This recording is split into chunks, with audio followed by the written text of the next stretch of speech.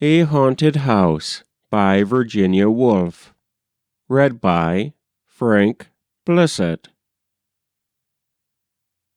Whatever hour you woke, there was a door shutting. From room to room they went, hand in hand, lifting here, opening there, making sure. A ghostly couple. "Here we left it," she said, and he added, "Oh, but here too." "It's upstairs," she murmured, "and in the garden," he whispered. "Quietly," they said, "or we shall wake them." But it wasn't you who woke us. Oh, no.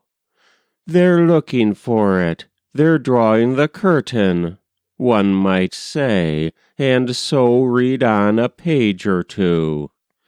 Now they've found it, one would be certain, stopping the pencil on the margin. And then, tired of reading, one might rise and see for oneself the house all empty, the doors standing open, only the wood pigeons bubbling with content and the hum of the threshing machine sounding from the farm. What did I come in here for? What did I want to find? My hands were empty. Perhaps it's upstairs then. The apples were in the loft, and so down again, the garden still as ever, only the book had slipped into the grass.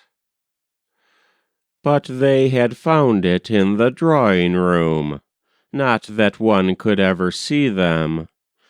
The window panes reflected apples, reflected roses.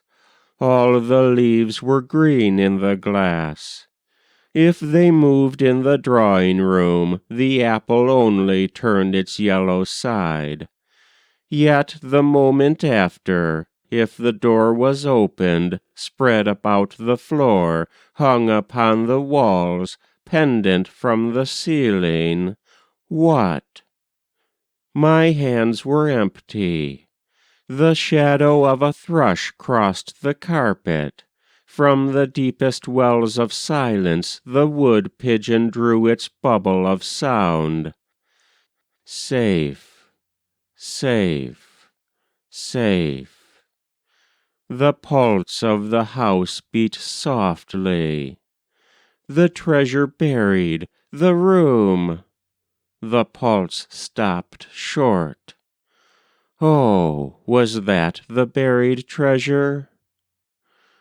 A moment later the light had faded. Out in the garden then? But the trees spun darkness for a wandering beam of sun. So fine, so rare, coolly sunk beneath the surface the beam I sought always burnt behind the glass. Death was the glass. Death was between us, coming to the woman first, hundreds of years ago, leaving the house, sealing all the windows. The rooms were darkened. He left it, left her, went north, went east, saw the stars turned in the southern sky, sought the house, found it dropped beneath the downs. Safe, safe, safe. The pulse of the house beat gladly. The treasure yours. The wind roars up the avenue. Trees stoop and bend this way and that. Moonbeams splash and spill wildly in the rain. But the beam of the lamp falls straight from the window.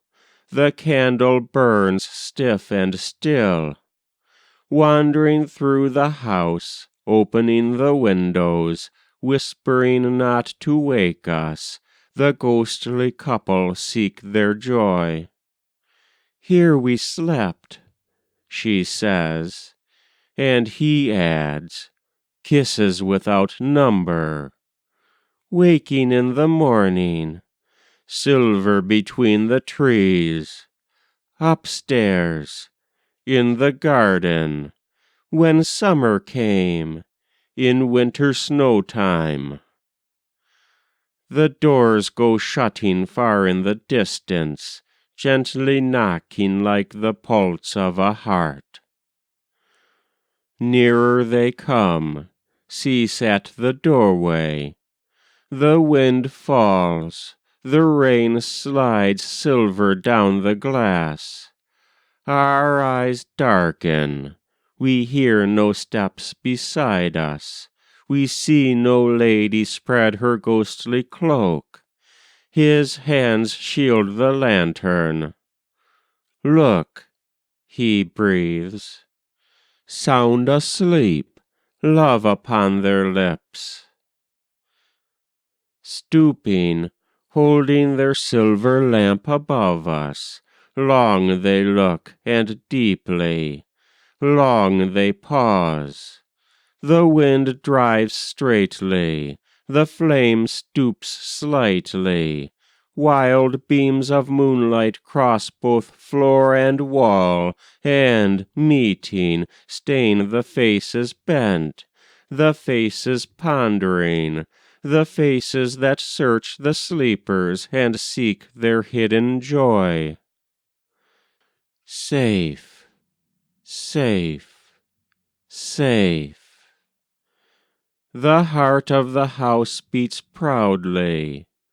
Long years, he sighs. Again you found me. Here, she murmurs, sleeping, in the garden reading, laughing, rolling apples in the loft. Here we left our treasure. Stooping, their light lifts the lids upon my eyes. Safe, safe, safe. The pulse of the house beats wildly. Waking, I cry, oh, is this your buried treasure, the light in the heart? That was A Haunted House by Virginia Woolf. Read by Frank Blissett.